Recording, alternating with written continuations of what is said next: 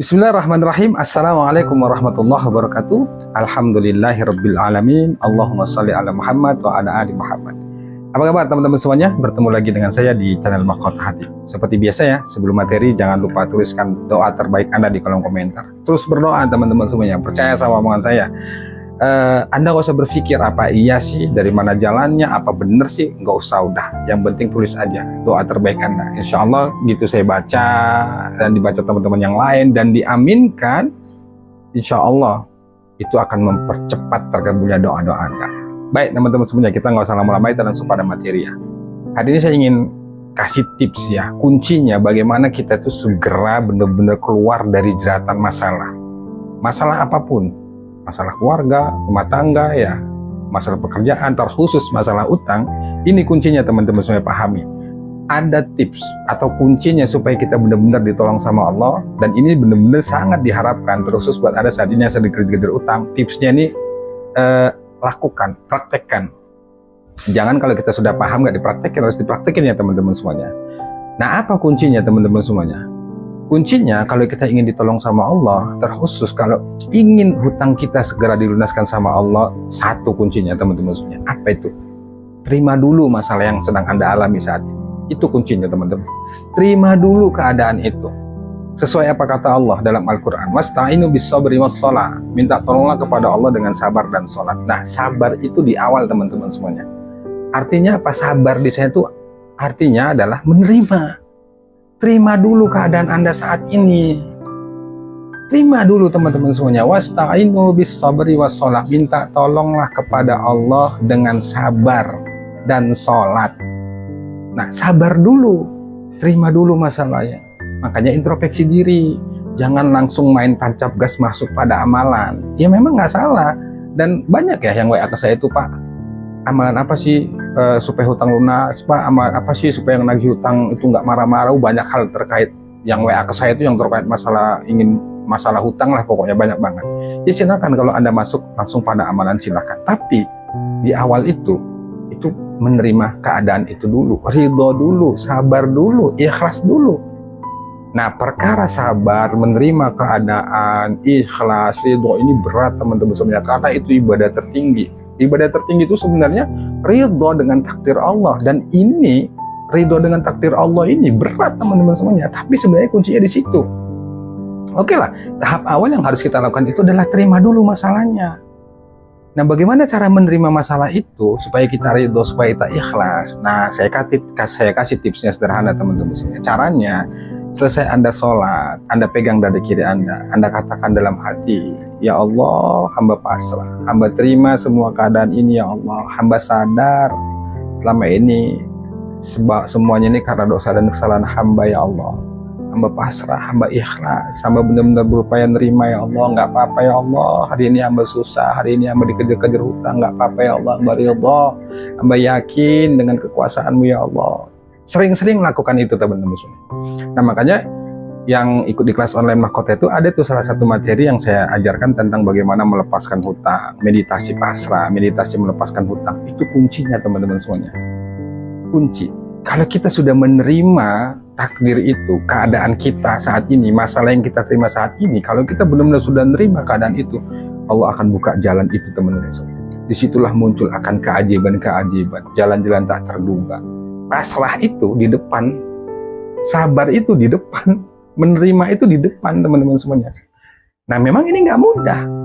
Saya akui sangat tidak mudah, berat, tapi itulah kuncinya. Nah, makanya kalau Anda saat ini sudah mengamalkan banyak amalan misalnya ya, sudah bersolawat, sudah sedekah, sudah berbagai amalan Anda kerjakan, tapi pertolongan Allah juga belum datang, bisa jadi itu nggak Anda lakuin, bisa jadi Anda belum masuk pada ranah itu. Padahal sebenarnya itu kuncinya. Kuncinya itu di situ. Rasa nerima itu berat teman-teman, tapi nggak ada cara lain kecuali kita harus belajar ke situ. Nah, caranya itu tadi yang sebenarnya saya katakan, selalulah selesai sholat itu bilang sama Allah itu, nggak apa-apa ya Allah, hamba ridho, hamba ikhlas, nggak apa-apa ya Allah, keadaan hamba lagi susah, hamba ridho, hamba sadar ya Allah, hamba paham ya Allah. Benar.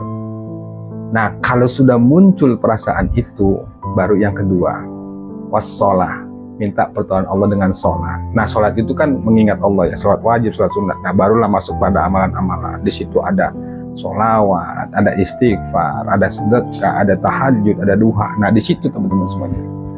Nah Anda nggak usah, berkali-kali saya sampaikan ya bahwa Anda nggak usah terlalu dipusingkan yang namanya amalan.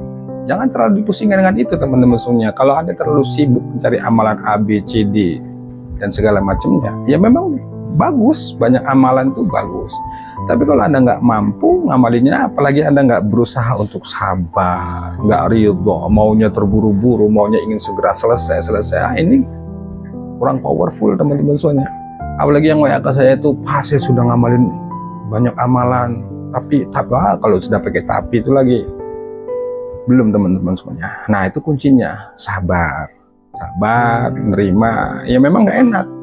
Pastinya resikonya itu akan kita terima, kita dimaki, kita dihina, kita diancam dan segala macam lah, berbagai hal-hal yang nggak mengenakan itu akan terjadi pada diri kita. Nah itu harus diterima, kan saya katakan ya. Dan apalagi itu yang ke saya, Pak, iya saya tahu harus terima, harus sabar, tapi ini harus segera dibayar. Kalau nggak dibayar rumah saya disikta, mobil saya diambil. Kan berkali-kali saya bilang ya, saya tahu dan saya paham itu. Bukan kita nggak mau bayar utang itu, bukan kita menzolimi, bukan kita menipu. Masalahnya sekarang kita kan belum punya uang,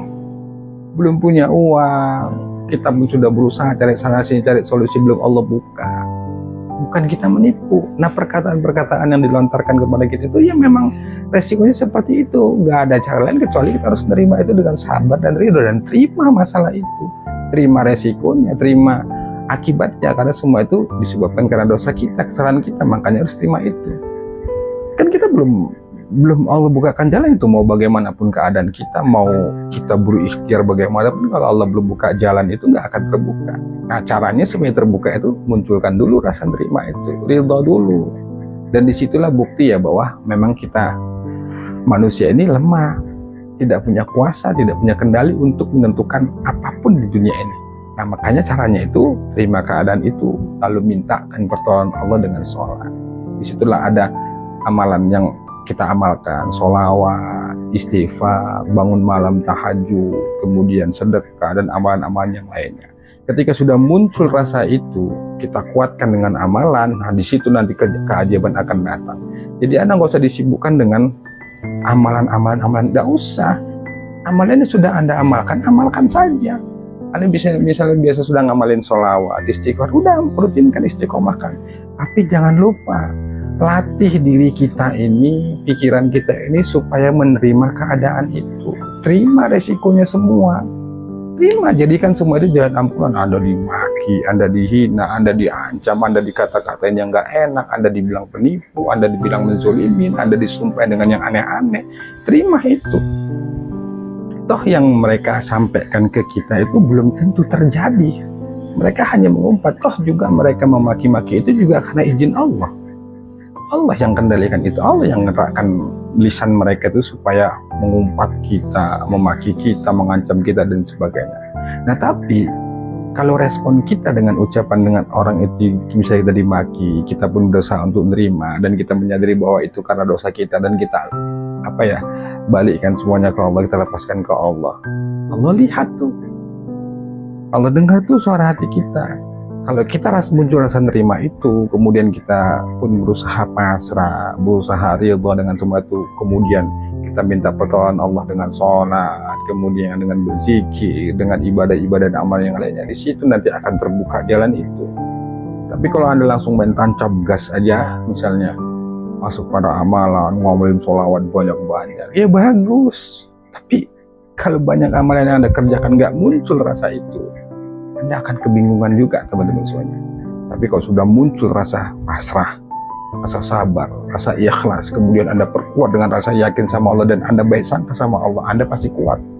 Anda pasti kuat, dan Anda pasti tidak akan menyerah dengan keadaan saat itu. Apalagi Anda sudah siap menerima konsekuensinya, menerima resikonya. Kita berhutang dengan orang, pasti resikonya saat kita belum bisa bayar itu pasti kita dimarahi, dimaki, dan terima itu. Anda nggak usah mengelak apapun alasannya, tapi Pak ini rumah mertua saya, nanti dilelang. Iya tahu. Anda mau protes bagaimana? Nggak bisa.